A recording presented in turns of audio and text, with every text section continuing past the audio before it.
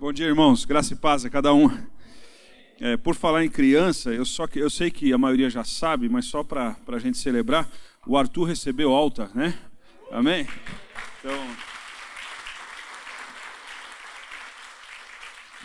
Então, graças a Deus, agora requer alguns cuidados, né? Continua os cuidados, mas aquela preocupação nossa que a gente estava, graças a Deus, Deus cuidou, como sempre cuidou, né? No século XIX, tinha um filósofo chamado Arthur Schopenhauer. Os alemães, aí me desculpe, meu alemão fajuto aqui, né? Schopenhauer.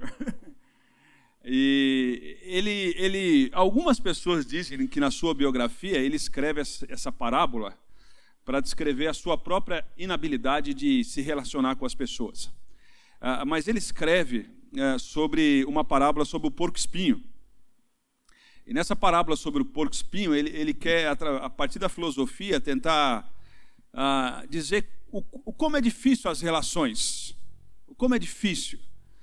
E aí ele vai escrever que toda aquela teoria do porco-espinho, que o porco-espinho estava em manada, tudo, estava num lugar muito frio, nós estamos falando da Alemanha, né? E quando eles se aproximavam, eles tinham uma certa dificuldade, se espetavam, né? E causava muita dificuldade ficar muito perto. Mas ficar muito longe também, possivelmente eles iam morrer de frio. Lembra que é uma parábola, tá bom? Então existia a grande dúvida: o que eu faço? Eu espeto e vou me adequando à realidade, ou eu morro de frio? E aí eles tinham que escolher. E a partir disso ele desenvolve um pensamento sobre o drama da solidão, sobre como é difícil andar sozinho. Mas para andar em comunidade, a gente vai espetar e vai ser espetado. A gente precisa ver quais caminhos a gente quer trilhar. Se a gente quer morrer de frio ou se a gente quer ser espetado. E aí ele trilha isso. Ele trilha isso. Por que eu estou dizendo isso? Porque o grito hoje, o brado hoje de Jesus, é o brado da solidão. É o brado da solidão. E a partir disso, Mateus capítulo 27, versículo 46, nós estamos narrando os 7 brados de Jesus no Calvário. E esse é o 4º brado. E esse é aquele que nós vamos chamar do brado da submissão. Jesus, ele escolhe por alguns momentos a solidão para que eu e você vivessem em comunidade. Dá para entender isso? Então, se você não decorar nada, decore o seguinte: Jesus optou por alguns momentos, alguns minutos de solidão para que eu e você vivessem em comunidade. Para que eu e você pudesse nos espetar mutuamente. Louvado seja Deus. Tá joia? Manter a distância sempre é saudável, viu? Então meça aí o tamanho do seu espinho e fique perto, mas sem espetar muito. Tá joia? E o versículo vai dizer o seguinte: por volta das 3h, Jesus clamou em alta voz, e aí Jesus assim solta um aramaico na cruz. E ele vai dizer assim: Eli, Eli, lama sabachthani, que quer dizer: meu Deus, por que me abandonaste? Por que me desamparaste? Por que me deixou só? Esse talvez é o grito assim mais terrível que tem ali na cruz. E é interessante que o grito mais terrível que tem na cruz, de acordo com os estudiosos, que não é o meu caso, ele vai dizer que é um grito da solidão.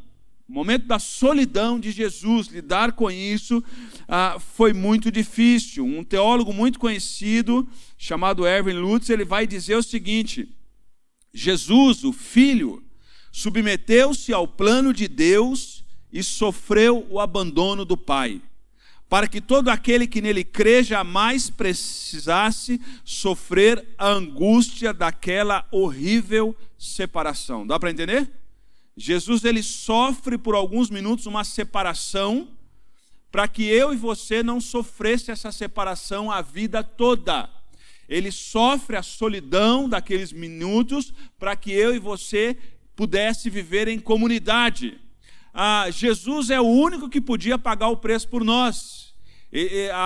A Bíblia vai dizer que ele é o Cordeiro de Deus que tira o pecado do mundo. Era necessário Jesus morrer na cruz. Ele é o único humano na história da humanidade que não tinha natureza pecaminosa. Ele nasce de uma concepção sobrenatural do Espírito Santo de Deus naquele momento, a Virgem Maria, e ele é o único que se torna o Cordeiro imaculado, é o único que poderia e pagou o preço por nós. Caso contrário, seria um efeito catastrófico.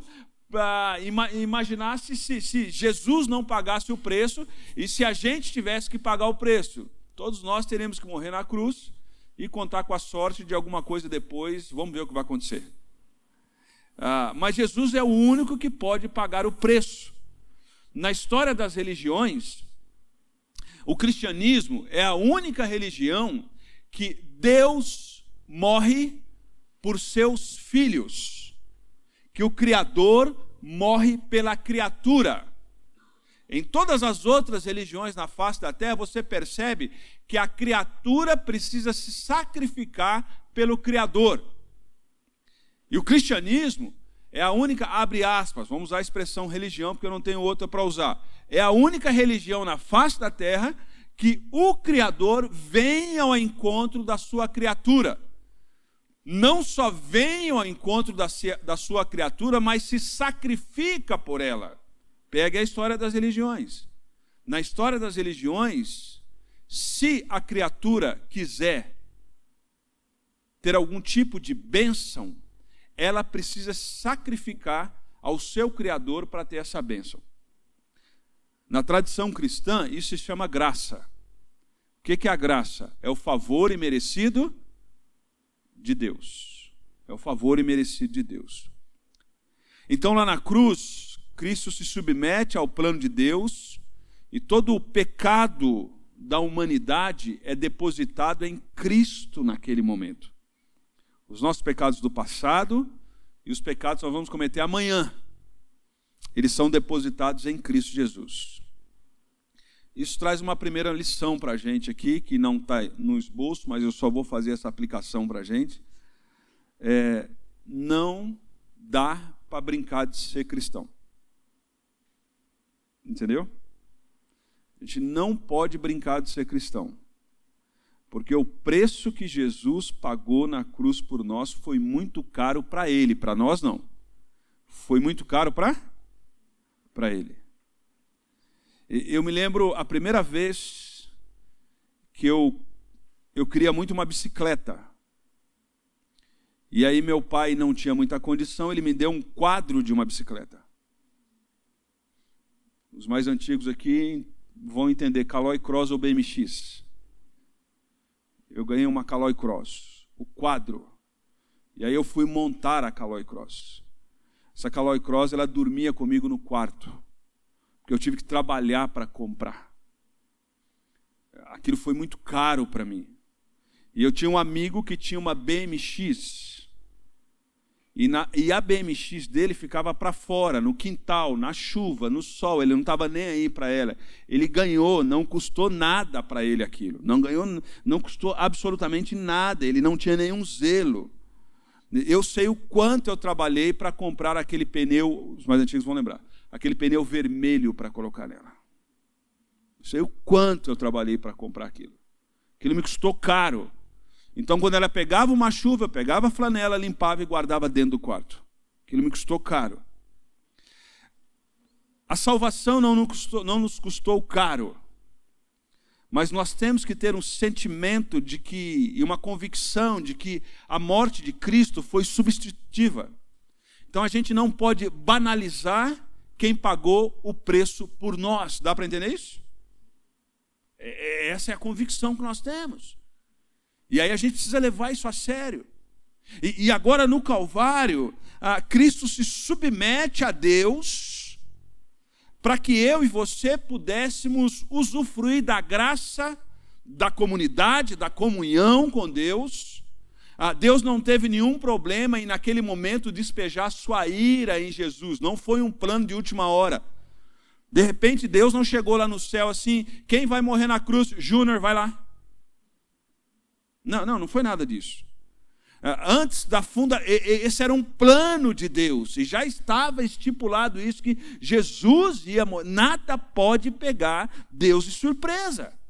E agora, nesse momento, a ira de Deus se derrama sobre Jesus, para que eu e você tivéssemos o nome escrito no livro da vida. Dá para entender isso?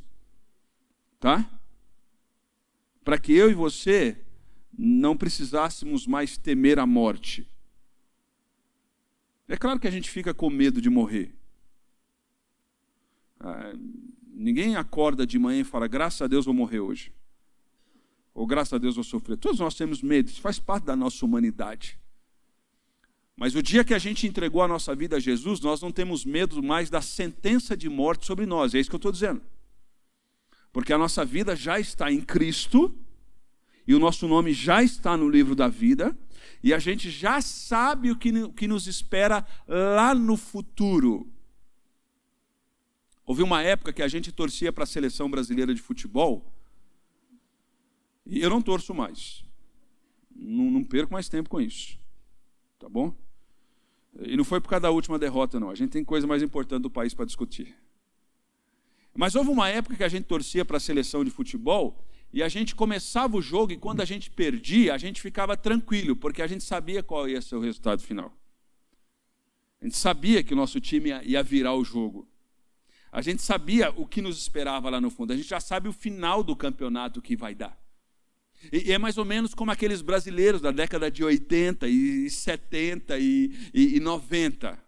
O jogo da seleção começava, e por mais que o Brasil levasse um gol e a gente começasse a sofrer um pouquinho, a gente sabia que no final quem ia resolver o problema. Era uma espécie de déjà vu. Já vi esse negócio, já sei no que vai dar. Hoje não.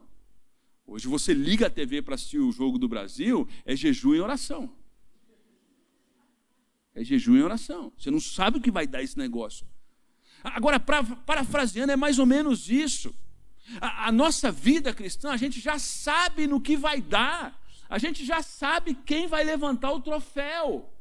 Mas preste atenção, sabendo no que vai dar e quem vai levantar esse troféu, a gente não pode ser arrogante no percurso. Dá para entender? Porque quem sabe que a graça o alcançou, quem sabe de onde veio, consegue valorizar onde está e não é arrogante. Esse brado de Jesus na cruz, ele traz algumas percepções e algumas convicções para mim e para você nessa manhã. Jesus dá uma palavra de submissão em meio à escuridão do Calvário. Jesus se submete a Deus agora nesse momento. Jesus suportou a escuridão para que eu e você tivéssemos luz.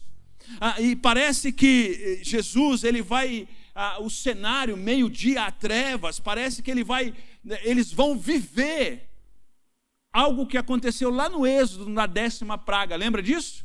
Que houve escuridão no Egito. E ali o Êxodo está fazendo uma tipologia, está apontando para aquilo que vai acontecer lá no passado. Olha aqui que fala, não está projetado, eu só vou ler Êxodo 10, 21 a 22. O Senhor disse a Moisés, estenda a sua mão em direção ao céu e a terra do Egito, e ficará coberta de escuridão tão densa que poderá ser apalpada. Moisés estendeu a mão em direção ao céu, e a escuridão profunda cobriu toda a terra do Egito por 3 dias. Parece que está reproduzindo aquilo que aconteceu lá no Egito, naquele momento de libertação. Aquele momento de libertação que o povo hebreu tinha que comer o cordeiro, lembra da história? Naquele momento que houve a morte do primogênito, a 10ª praga. Naquele momento acontece a mesma coisa que aconteceu no Calvário. Houve trevas. Séculos depois, Paulo em Gálatas vai dizer: Cristo nos resgatou da maldição da lei, fazendo Ele próprio maldição em nosso lugar. Você não precisa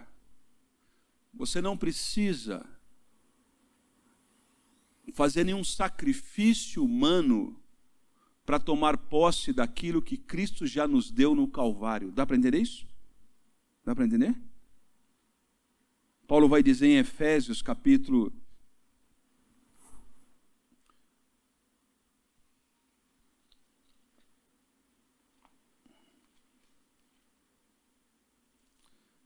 Sei desde criança, mas fugiu a referência aqui, eu vou fazer questão de... Efésios capítulo 3, Paulo vai dizer assim, que eu e você... Efésios capítulo 2, Paulo vai dizer assim, que eu e você estávamos mortos nos nossos delitos e pecados. Efésios capítulo 2, versículo 1. Eu e você estávamos mortos. Eu lembro que quando criança, a gente estava no velório do meu avô, e eu tinha uma prima muito atentada. E essa prima muito atentada, ela beliscava o braço do meu avô no caixão para ver se ele reagia.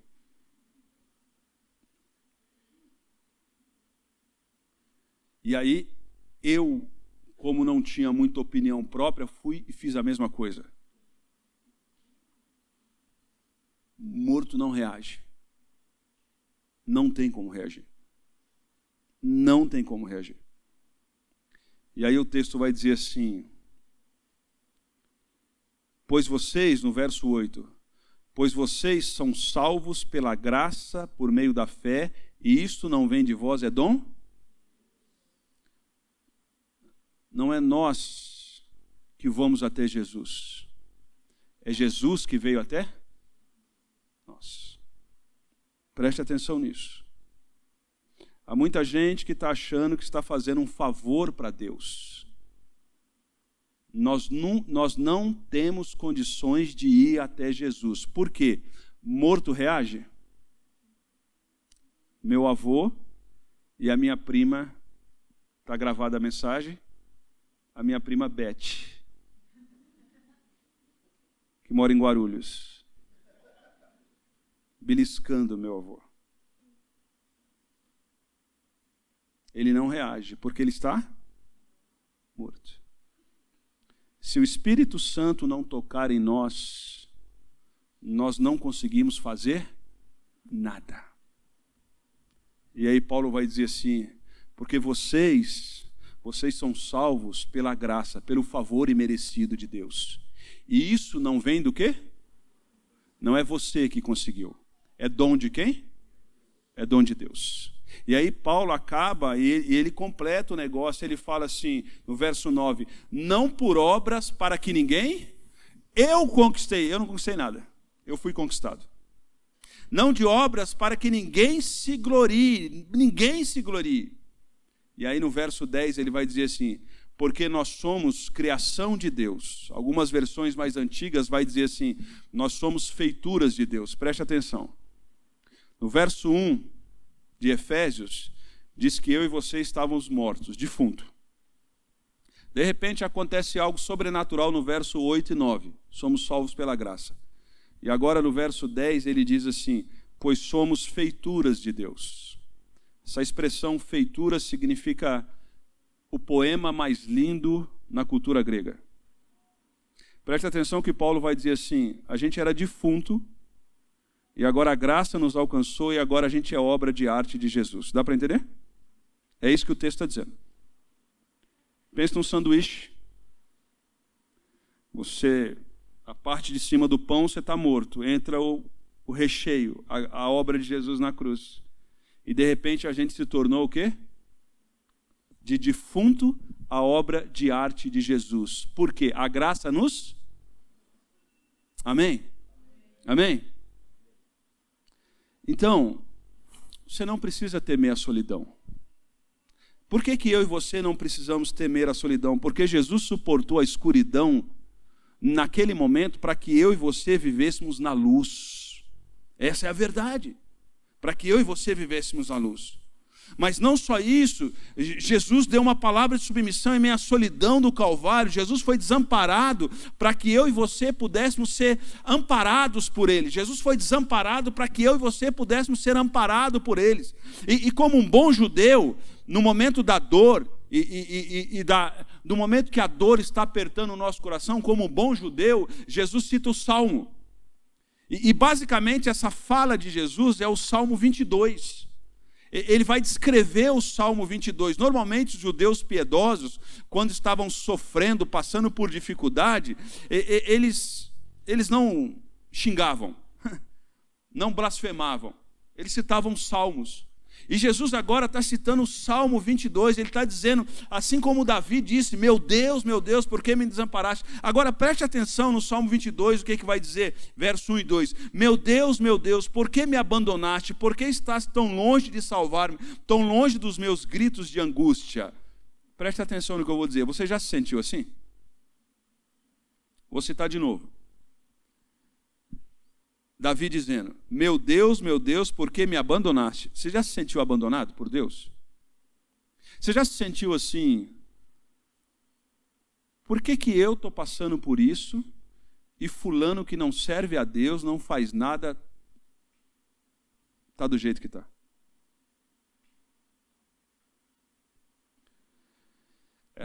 As redes sociais, elas são promotores de inveja de maneira bem sistemática em nós, né?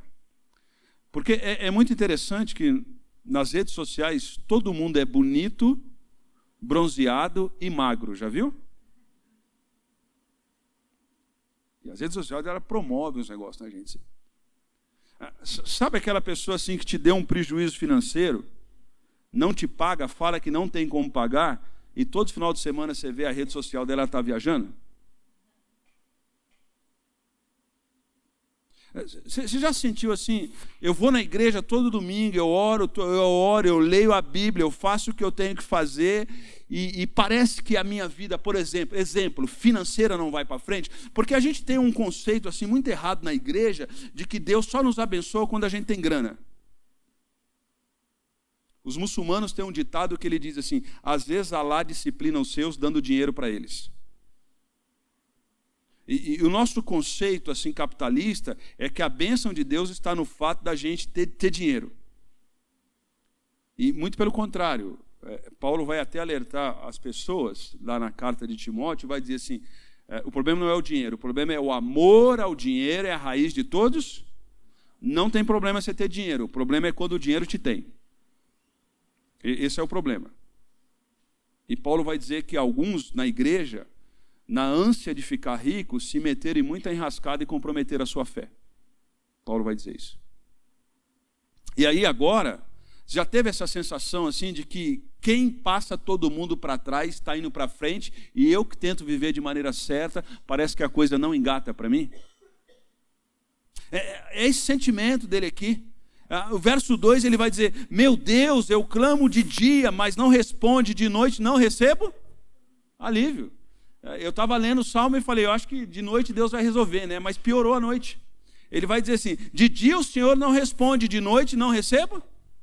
Porque no momento de solidão, de dor, de tribulação, de desamparo, a primeira coisa que a gente questiona é se de fato somos filhos de Deus, e se de fato Deus nos ama, e se de fato Deus tem um plano para a gente. A gente começa a questionar essas coisas. Mas lendo o Salmo, olha o que ele diz, verso 10, 18 e 19, ele diz, desde que nasci fui entregue a ti, desde o ventre materno, tu és o meu?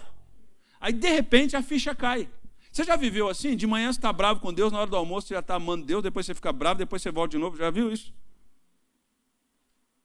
Aí ele vai dizer assim, dividiram as minhas roupas entre si, lembra o que fizeram com Jesus? Dividiram as minhas roupas entre si e tiraram sorte pelas minhas vestes. Tu, porém, Senhor, não fiques distante. Ó minha força, vem logo ao meu socorro. Agora perceba como no salmista, agora como que ele questiona a identidade dele com Deus. Verso 4 e 5 ele diz, em ti os nossos antepassados puseram a sua confiança. Confiaram e o Senhor livrou. Clamaram a ti e foram libertos, em ti confiaram, não se decepcionaram. Agora olha como o salmista está olhando para ele no momento de desamparo, de dor e de angústia. Verso 6, o que ele diz? Eu sou um verme. Olha quando Jesus está citando o Salmo 22 e o salmista está descrevendo agora a sua solidão, ele diz assim, os meus pais confiaram no Senhor, os meus avós confiaram no Senhor e o Senhor atendeu ele, o Senhor livrou ele, mas agora o sentimento que eu tenho é que eu sou um verme. Verme. No meio da dor, do sofrimento, da angústia, da falta de resposta de Deus, você já sentiu um verme? Talvez a gente não tenha falado, mas talvez a gente pensou nisso. Um verme. E ele vai continuar. E não homem, motivo de zombaria e objeto de desprezo do povo. Aí você serve a Deus, você vai na igreja todo domingo, você leva a sua vida a séria. Aí olha o que está acontecendo com você. Olha que eu não tenho compromisso. Não, eu estou parafraseando, tá? Não tenho compromisso nenhum com Deus. Você quer maior desânimo do que olhar para as nossas autoridades em Brasília? Você quer maior desânimo que isso? Toda vez que eu parei de fazer isso, mas de vez em quando eu faço, eu caio em pecado. Toda vez eu parei de assistir jornal. É isso que eu estou querendo dizer. Mas toda vez que eu assisto o jornal, vejo as notícias, eu me sinto um verme. Como pode isso? Como pode? Como pode isso? Aonde vai parar isso? Deus, até quando o Senhor vai tolerar esse tipo de coisa? Até quando a gente vai ter que engolir esse tipo de coisa? Eu me sinto um verme. Mas olha o que acontece, parafraseando o Salmo 22, agora em Mateus 27, quando Jesus está na cruz, nesse momento. Por cima da sua cabeça colocaram por escrito, Mateus 27, 37 a 43. Por cima da sua cabeça colocaram por escrito a acusação contra este Jesus é o rei? Na verdade, o que eles estão dizendo é deboche. Eles estão debochando de Jesus. Aí, ó, o rei dos judeus está onde? Você não dizia que era rei dos judeus? Na verdade, é deboche, é zombaria. Verso 38, os 2 ladrões foram crucificados com ele, um à sua direita e outro à sua esquerda. Os que passavam lançavam insultos, balançando a sua cabeça. Não é passar assim e fazer... As pessoas passaram e blasfemavam, por exemplo, e dizendo, verso 40, você que destrói o templo e reedifica em 3 dias, salve-se, desça da cruz, se és o Filho. Agora preste atenção o que eles estão falando para Jesus. Agora imagina se você fosse Jesus na cruz e o povo passando e falando essas coisas. Porque Jesus podia assim... No ato, lembra do Highlander? No ato Highlander, olhar para o cara e consumir o cara só com soltar fogo. Ele é inocente. Ele está na cruz. E os caras estão passando e falando assim, e aí, você não disse que é o Deus Todo-Poderoso? Você não disse que é o cara? Você não disse que ia reerguer o templo em 3 dias? Se você é realmente isso, faça o quê? Irmãos, olhe para mim, presta atenção. Por muito menos, quando a gente era criança, a gente arrumava confusão. Quem for homem, cospe aqui primeiro. Lembra disso? Lembra disso? Por muito menos, a gente arrumava confusão. Por muito menos, se o cara não der seta no trânsito, você quer matar ele e te fechar. E a desse o cara bateu no meu carro lá no prédio que eu moro, o cara é forte, tudo, mal encarado. Eu falei, não, Deus abençoe, deixa aí, isso aí. Não mexer com essas coisas nada, não é verdade? Deixa aí. Deus te abençoe, meu irmão. E eu falei por dentro assim, mas tem Deus para dar do que o diabo para tomar, rapaz. Deixa eu vou preocupar com essas coisas.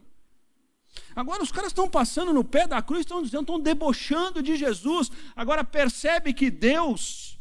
que é o próprio Jesus, ele passa por isso, e quando ele passa por isso, olha a frase que eles estão dizendo, salve-se, desça da cruz, se realmente você é o Filho. Eles estão lançando dúvida sobre a filiação de Jesus. Assim como você, quando vive dificuldade, problemas e provação, surgem algumas sugestões no seu ouvido, no seu coração. Será que realmente você é filho de Deus passando pelo que você está passando? Da mesma maneira, Jesus sofreu isso. E não só daquelas pessoas, mas olha o sistema político que faz. Versículo 41. Da mesma forma, o chefe dos sacerdotes, os mestres da lei, os líderes religiosos, zombavam dele. Olha o que os políticos fazem com ele. Zombam dele dizendo, salvou os outros, mas não é capaz do quê? Aí você fica orando pelas pessoas aí, ó, fica orando por cura, vai na igreja, canta lá na frente, tudo. Você ajuda todo mundo. E agora, quando você precisa de ajuda, ninguém? Já viu isso? Perceba o canto de Satanás no nosso ouvido. Você ajudou todo mundo e na hora que você mais precisa não aparece ninguém para te ajudar. É isso que o sistema político está dizendo. Versículo 43, eles estão dizendo: ele confiou em Deus, que Deus o salve agora, se Deus tem compaixão com ele, pois diz: sou filho amado de Deus. Um teólogo chamado Wisber vai dizer o seguinte: Jesus foi abandonado pelo Pai, para que nós nunca fôssemos esquecidos. Dá para citar isso comigo? Jesus foi?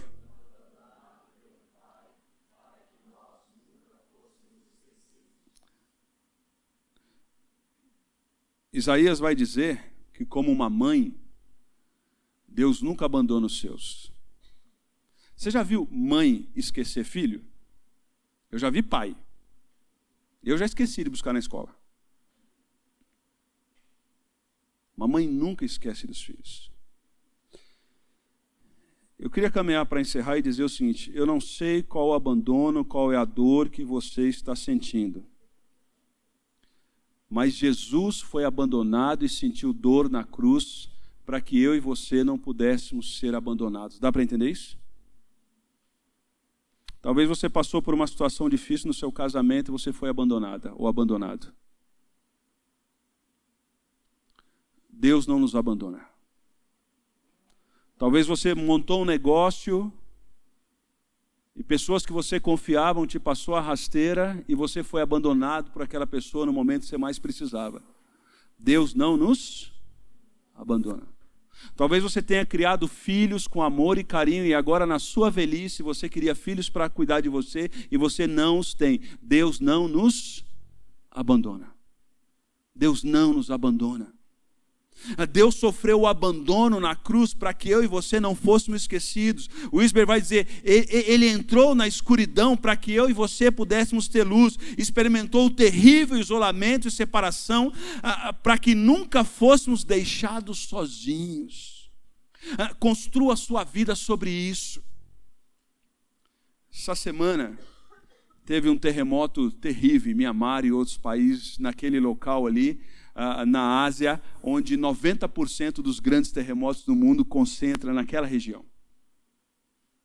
E Mianmar, é falado por aí que grande parte da tragédia, até ontem tinha cerca de 1.600 pessoas mortas, mas vai ter muito mais gente. Grande parte daquela tragédia ela aconteceu porque os prédios não foram construídos para suportar esse tipo de abalo. Mas aquela região sofre esses abalos o tempo inteiro. Taiwan sofreu um pouco dos abalos e não foi uma tragédia como foi aqueles países. E agora os engenheiros vão dizer, a forma como eles construíram não suporta esse tipo de abalo. Como você está construindo o prédio da sua vida? A forma como você constrói suporta terremoto na sua vida? Porque deixa eu dizer para você, na minha e na sua vida nós teremos o quê? Terremotos. As placas sobre o território sobre o qual estão os nossos pés são placas que balançam o tempo inteiro. Dá para entender isso? Vai ter abalo. Vai ter abalo. E agora Jesus na cruz, ele morre por nós, aquele tempo de escuridão, para que eu e você pudéssemos ter luz no meio dos terremotos da vida. Jesus, ele sofre a dor da solidão, para que no momento da nossa angústia, a gente saiba que ele está conosco, e a Bíblia diz que ele estaria conosco todos os dias, todos os dias, todos os dias, todos os dias. Eu encerro lendo Isaías, capítulo 49, verso 14 e 16, que diz assim: Sião, porém, disse, o Senhor me abandonou, o Senhor me desamparou. E ele diz assim, será que uma mãe pode esquecer do seu bebê que ainda mama e não tem compaixão pelo filho que gerou, embora ela possa se esquecer, eu jamais me esquecerei de vocês. Eu jamais me esquecerei de você. Veja, eu gravei você nas palmas das minhas mãos. Seus muros estão sempre diante de mim. O texto está dizendo que Deus gravou o nosso nome na palma da sua mão. Nunca o deixarei, nunca o abandonarei. Cristo foi abandonado na cruz para que eu e você pudéssemos ser amparados, amém? Cristo sofreu a escuridão na cruz para que eu e você pudéssemos viver na luz. Os nossos pés estão sobre placas nesse mundo que vão se mover o tempo inteiro. Portanto, construa a sua casa sobre Jesus, sobre aquele que nos alcançou. Construa a sua casa sobre essa rocha que é Jesus, porque vai vir terremoto na minha e na sua vida. E quando o abalo vier, a gente pode andar na luz, porque um dia Jesus absorveu toda a escuridão. E quando esse terremoto vier na nossa vida, a nossa casa não vai cair, porque a gente está amparado, porque um dia Jesus sofreu a dor da solidão, para que eu e você pudéssemos ser amparados por Ele, em nome de Jesus. Feche seus olhos, vamos orar.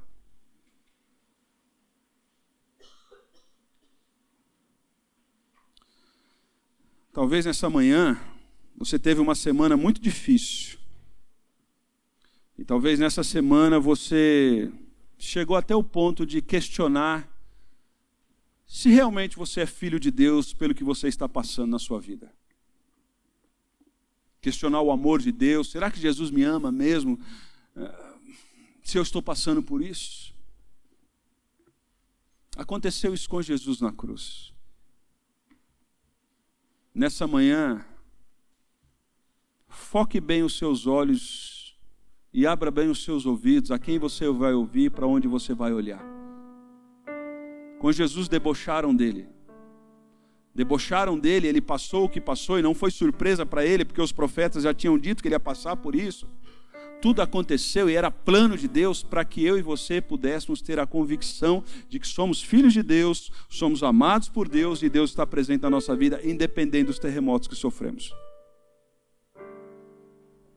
Talvez a política nesse país está tomando o seu sono, está tomando a sua saúde, está tomando a sua alegria. Em nome de Jesus, nessa manhã,